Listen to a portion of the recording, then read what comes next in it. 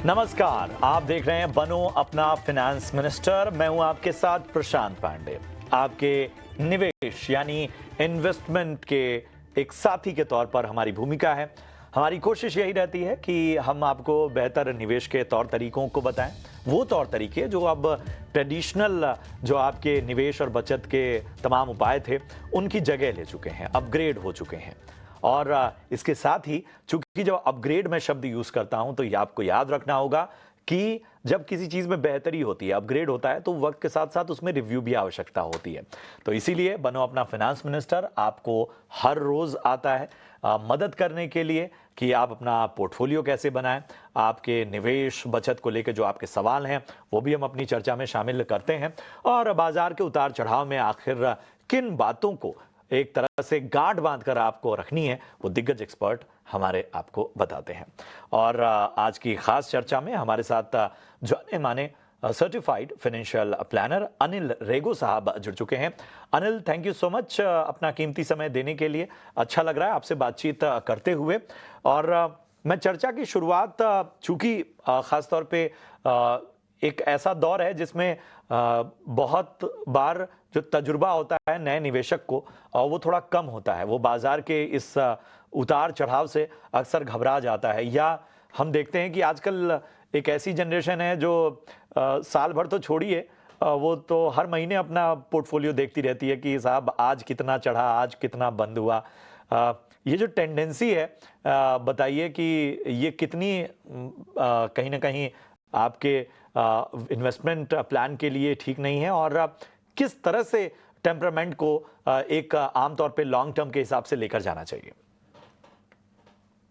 जी, actually एक कोई investor को यदि फियर और ग्रीड ओवरकम कर देते तो मार्केट्स में पैसा बना सकते हैं। मार्केट्स आपको जो नहीं करना है वो करने के लिए ऑलमोस्ट टेम्प्ट करेंगे, क्योंकि यदि मार्केट बहुत ऊपर है, आप सोचेंगे कि पास्ट रिटर्न बहुत अच्छा है और मैं इन्वेस्ट करता हूँ, पर एक्चुअली उस टाइम पे मार्केट गिरने की चांसेस ज्यादा है। और वैसे वैसा भी है, जब मार्केट बहुत नीचे है और बहुत गिरा हुआ है, तब तब आपको एक्चुअली खरीदना चाहिए। और आपको लगेगा कि यू नो इस टाइम पे खरीदना अच्छा नहीं है, पास्ट रिटर्न्स भी बहुत खराब होगा, और आपको इन्वेस्ट करने के लिए ही कोई इंटरेस्ट ही नहीं होगा। तो मैं क्या बोलता है कि आप एक्चुअली यदि आपका फियर और ग्रीड आप को ओवरकम कर देते, तब आपको बहुत अच्छा होगा। और एक आसान तरीका है कि आप यदि आपको मार्केट का उतार चढ़ाव उतना पसंद नहीं है, तो आप बस एसआईपी करते रहिए, और आप देखेंगे कि लॉन्ग टर्म में जी एसआईपी आपको बहुत काम आएगा। बिल्कुल। और ये वही बात है कि देखिए साहब, धैर्य जो है ना, मतलब जब आप इन्वेस्टमेंट कहते हैं, ये वर्ड ही अपने आप में बताता है कि आपको इन्वेस्ट रहना है। मतलब आपको एक तरह से बहुत ज़्यादा बेचैनी नहीं अपनानी है, आपको बेहतर तरीके से, सिस्टमेटिक तरीके से, जो भी तरीके से आप इन्वेस्टमेंट कर रहे हैं उसको बस आगे बढ़ाते जाना है, और उसके जो मल्टीपल इफेक्ट हैं और जो फ़ायदे हैं वो आपको नज़र आएंगे। चलिए, बहुत सारे सवाल आए हुए हैं हमारे पास, अब उन सवालों के जवाब धीरे धीरे लेंगे। पहला सवाल यूट्यूब से जो आया है वो शिबू, हमारे एक दर्शक हैं, उनका आया है, और जो है वो पोर्टफोलियो को रिव्यू करने की बात कह रहे हैं। इनके पास HDFC स्मॉल कैप फंड, यहाँ पर इनका 10,000 का इन्वेस्टमेंट है। इसके अलावा ICICI प्रू मिड कैप, यहाँ पर भी 10,000। आदित्य बिरला सन लाइफ इंटरनेशनल इक्विटी में भी 10,000, और SBI कॉन्ट्रा फंड में भी 10,000 का इन्वेस्टमेंट है। अब ये निवेश पर रिटर्न का गणित समझना चाहती हैं और पोर्टफोलियो रिव्यू कर सलाह मांग रही हैं। बताइए क्या सलाह होगी। चीज है, पहले क्वेश्चन उनका था कि उनका टारगेट 2 करोड़ का है 20 साल में, वो आसानी से अचीव कर सकते हैं। और एक्चुअली उसका ऑलमोस्ट डबल तक होगा यदि 12% का रिटर्न भी हो जाता है, और 12% का रिटर्न लॉन्ग टर्म में और प्योर इक्विटी फंड में काफी कंजर्वेटिव है। तो वही हो सकता है। और उनका फंड देखेंगे तो मिड कैप फंड है आईसीआईसीआई का, और एचडीएफसी स्मॉल कैप फंड है, और एसबीआई कॉन्ट्रा और एबीएसएल इंटरनेशनल इक्विटी है। इनमें से एक्चुअली एबीएसएल इंटरनेशनल इक्विटी एक साल में काफी अच्छा रिटर्न्स है, पर फिर भी हम बोल रहे हैं कि उनका एसआईपी बंद करके over a period of time ICICI through large cap fund में डाल सकते हैं। हम ऐसा सजेशन क्यों दे रहे हैं? इसीलिए कि एक तो वो इंटरनेशनल मार्केट और काफी यूएस मार्केट्स में है, और यदि हमारा विचार है कि इंडिया में ग्रोथ और भी ज्यादा अच्छा होगा, और क्योंकि हम इधर 20 साल का आउटलुक ले रहे हैं, इसीलिए हम ऐसे रिकमेंडेशन दे रहे हैं। और दूसरी बात है कि इंटरनेशनल फंड थोड़ा देर के लिए शायद अच्छा करेगा, पर 2 साल या 5 साल का यदि आप आउटलुक देखते हैं तो हमारा आउटलुक नेगेटिव है। इसीलिए हम इंडियन फंड्स को सजेस्ट कर रहे हैं, और आपके पास लार्ज कैप फंड नहीं है, तो इसीलिए मैंने आईसीआईसीआई टू लार्ज कैप फंड को सजेस्ट किया है। चलिए, तो आपके पोर्टफोलियो और आपके जो फंड्स के चुनाव हैं, उन सभी पर आपको बेहतर राय मिलती हुई। इसके अलावा भी अगर आपके मन में कोई सवाल रह गया तो आप हमें अपने सवाल भेज सकते हैं। चलिए बढ़ते हैं आगे, और अब बढ़ते हैं नितेश कुमार के सवाल की ओर। नितेश कुमार के पोर्टफोलियो की जानकारी सबसे पहले दे देता हूं। एचडीएफसी फ्लेक्सी कैप फंड में 5,000 की SIP, Motilal Oswal LMM fund में 5,000 की एसआईपी, बंधन स्मॉल कैप फंड में भी इनकी 5,000 की एसआईपी है, और SBI contra fund, UTI Nifty 50 index fund, इन दोनों में 5,000 की एसआईपी चल रही है। इनका सवाल है कि जो ये एसआईपी है इनकी 5 फंड में जो 25,000 मंथली की आती है, उसमें 10 साल के हिसाब से जो पोर्टफोलियो वैल्यू है और बाकी चीज़ें उन्होंने एक मुश्त यानी कि लमसम अमाउंट भी जिक्र किया है। मेरे ख्याल से आपको अनिल जी पूरी जानकारी भी मिली होगी। बताइए क्या करना चाहिए, किस तरह का पोर्टफोलियो इनका दिखता है? एक्चुअली उनका पोर्टफोलियो काफी अच्छा है, सिलेक्शंस भी काफी अच्छी है, और उन्होंने डिफरेंट डिफरेंट सेगमेंट्स में भी किया है। उनके पास लार्ज कैप भी किया है, ऑफ कोर्स लार्ज कैप उसने इंडेक्स फंड से किया है, और एक वैल्यू ओरिएंटेड फंड है जो एसबीआई कॉन्ट्रा है। स्मॉल कैप में उनके पास बंधन स्मॉल कैप, और उनके पास फ्लेक्सी कैप है, एचडीएफसी फ्लेक्सी कैप, और लार्ज एंड मिड कैप में Motilal Oswal large and mid cap है। तो काफी अच्छा डाइवर्सिफाई किया, वो बात अच्छा है।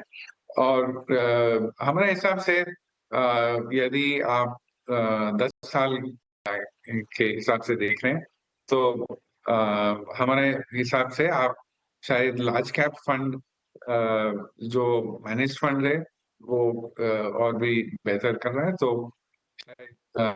On India large cap fund में जा सकते हैं।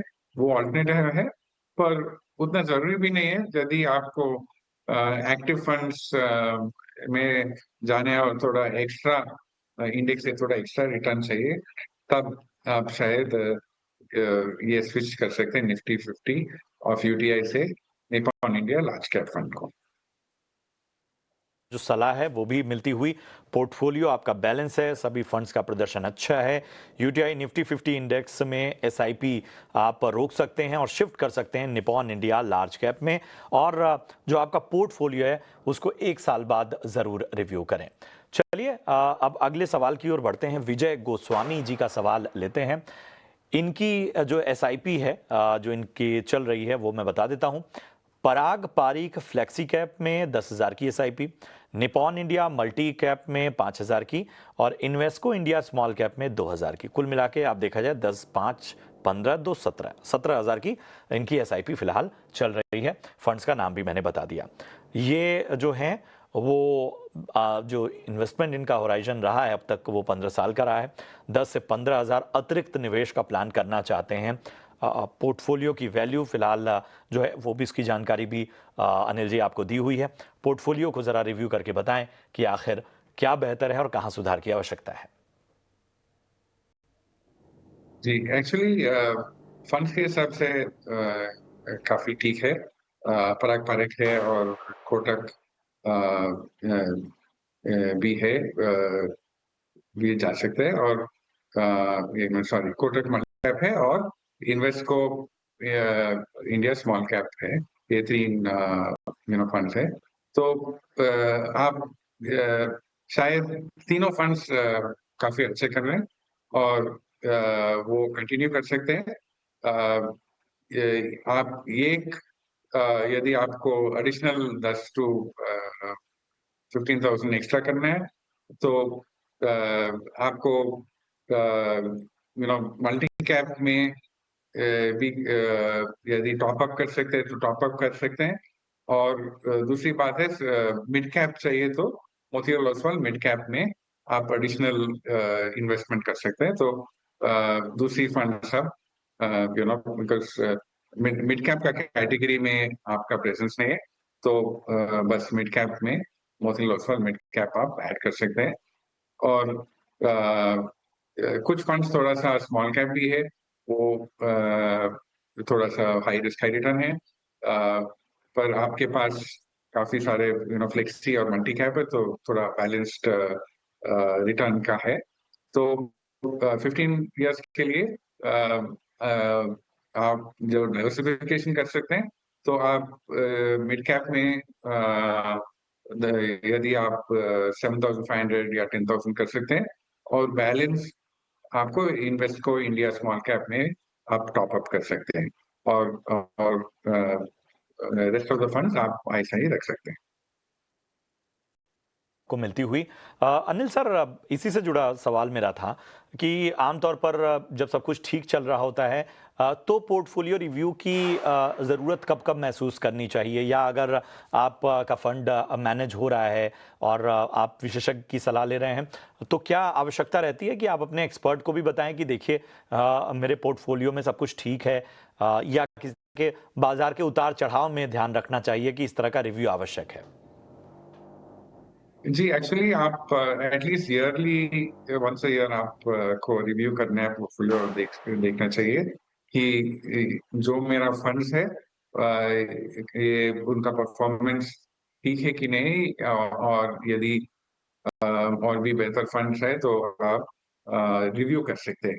पर एवरेज टाइम फ्रेम जो फंड्स को बदलने के लिए एटलीस्ट 3 साल रखना चाहिए। ठीक है, क्योंकि एसआईपी ऑलरेडी मंथली है और वो लॉन्ग टर्म होना चाहिए। इसीलिए 1 in 3 years on an average से पहले आपको आपको फंड्स बदलना नहीं चाहिए। कुछ फंड्स 5 साल 10 साल तक भी रख सकते हैं यदि उनका परफॉर्मेंस और कंटिन्यूड परफॉर्मेंस अच्छा है। चलिए, तो ये है राय आपको मिलती हुई आपके पोर्टफोलियो पर, और ये बीच बीच में हम एक तरह से कुछ चीज़ों को बेसिक्स भी समझाने की कोशिश करते हैं, क्योंकि हम मान के चलते हैं कि बहुत सारे नए लोग ये शो देख रहे होंगे तो उनकी जानकारी भी पक्की हो जाएगी। बहरहाल यहाँ रुकेंगे एक छोटे से ब्रेक के लिए। आपके और सारे सवाल हैं, बहुत सारी बातें हैं इस छोटे से ब्रेक के बाद।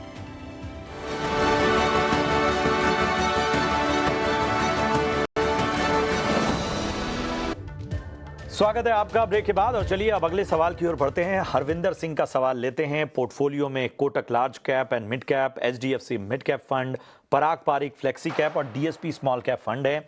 इनकी जो एसआईपी है वो 40,000 की चल रही है। हम मान के चल रहे हैं कि सब में 10-10 हज़ार की अवधि जो है वो 10 साल से है। लक्ष्य जो है वो लेकर चल रहे हैं 1 करोड़ का, और पोर्टफोलियो वैल्यू 12 लाख की हो चुकी है। बताएं अनिल जी, क्या सलाह होगी हरविंदर को? फर्स्ट ऑफ ऑल यदि आपका टारगेट 1 करोड़ है, तो 10,000 के SIP के हिसाब से आपको 62.8 लाख तक आएगा। तो थोड़ा सा आपको may be annual basis top up SIP top up का कर सकते हैं, और आपका गोल शायद आसान सा हो जाएगा यदि आप एटलीस्ट 5-7% का पर एनम का ग्रोथ करते हैं। तो और फंड्स के हिसाब से आप देख लेंगे तो एक फंड है तो पराग पारिक फ्लेक्सी कैप, जो काफी बढ़िया फंड है, और वो flexi cap category, multi cap category में है। Kotak large and mid cap category में है, तो वो भी अच्छा डाइवर्सिफिकेशन और फंड भी अच्छा है। और HDFC मिड कैप और HDFC स्मॉल कैप, मिड और स्मॉल कैप कैटेगरी में दोनों है। तो हमारे हिसाब से DSP स्मॉल कैप फंड को आप एग्जिट करके Nippon India small cap fund में डाल सकते हैं, और तब बाकी फंड जो 3 फंड है आप कंटिन्यू कर सकते हैं। और यदि आपको अपना गोल को रीच करना है, तो आपको SIP का थोड़ा बढ़ाना चाहिए ओवर द इयर्स, ताकि आप अपना गोल को अचीव कर सकते हैं। चलिए, तो SIP में जो है वो 5 से 6% का जंप आपको लेना पड़ेगा सालाना आधार पे, तब आप जो 1 करोड़ का लक्ष्य लेकर चल रहे हैं वो हासिल हो पाएगा। अब बदलाव बस एक है, DSP स्मॉल कैप से बाहर निकलिए और निपॉन इंडिया स्मॉल कैप में आप इन्वेस्ट कीजिए। चलिए अगले सवाल की तरफ बढ़ते हैं। मनीष का सवाल लेते हैं। मनीष का पोर्टफोलियो इस वक्त इनकी SIP 13,000 की चल रही है। मोतीलाल ओसवाल मिड कैप में 2500, HDFC मिड कैप में 2500, इसके अलावा पराग पारिक फ्लेक्सी कैप में भी 2500 की SIP है। निपॉन इंडिया लार्ज कैप में 1000 की, Canara Robeco large and mid cap में 1000 की, और कोटक मल्टी कैप फंड में भी 1000 की SIP चल रही है। पोर्टफोलियो का रिव्यू चाहते हैं और इनका लक्ष्य जो है वो 1.5 करोड़ का है, अवधि 12 साल की। बताइए अनिल जी, क्या सलाह होगी? एक्चुअली सब फंड्स उसने काफी अच्छा फंड चुना है, पर बस एक ही बात है कि उनके पास बहुत सारे फंड्स हैं। क्योंकि तो यदि आप देखेंगे तो स्मॉल कैप में बंधन स्मॉल कैप भी है, टाटा स्मॉल कैप भी है, और क्वांट स्मॉल कैप। तो फंड सब अच्छे हैं, पर फिर भी इतने सारे फंड्स को मैनेज करना है, कैपिटल गेन्स देखना है और ट्रैक भी करना है। तो मेरे हिसाब से आपको एटलीस्ट स्मॉल कैप में एक फंड तो ड्रॉप करना पड़ेगा, और इन फंड्स में से क्वांट स्मॉल कैप थोड़ा हाई रिस्क है। यदि आपको बहुत हाई रिस्क नहीं लेना है, तो क्वांट स्मॉल कैप को ड्रॉप कर सकते हैं। नहीं तो आपको रिस्क एपेटाइट है, तो आप टाटा स्मॉल कैप को ड्रॉप कर सकते हैं। वो स्मॉल कैप में वही है। और आप दूसरे फंड्स में भी यदि आप देखेंगे तो मिड कैप में भी मोतीलाल और HDFC मिड कैप दोनों फंड है 2,500 रुपीज का। उनमें से आप शायद एक फंड को रख सकते हैं। तो फंड चॉइस तो बहुत अच्छा है, पर बहुत सारे फंड्स थोड़ा आपको कम करना पड़ेगा। चलिए, तो ये है सलाह आपको मनीष जी। आप याद रखिए, आपके बाकी फंड सब बेहतर हैं। मौजूदा निवेश लक्ष्य के लिए कम है, इसलिए जो है वो निवेश का दायरा आपको थोड़ा बढ़ाना होगा। आपको लक्ष्य तक पहुंचने के लिए 46,500 की जो है वो SIP करनी होगी। जो मौजूदा जो आपकी SIP है उससे आप देखें तो केवल लगभग 42 लाख के आसपास ही आपको आपके लक्ष्य हासिल हो सकते हैं। चलिए, उम्मीद करते हैं कि आपके तमाम सवालों के समाधान मिल गए हों। Thank you so much Anil sir, अपना कीमती समय देने के लिए और इतनी अच्छी निवेशकों को राय देने के लिए। फिलहाल बनो अपना फिनांस मिनिस्टर में आज के लिए इतना ही। दीजिए इजाजत और आप देखते रहिए ET नाउ स्वदेश। नमस्कार।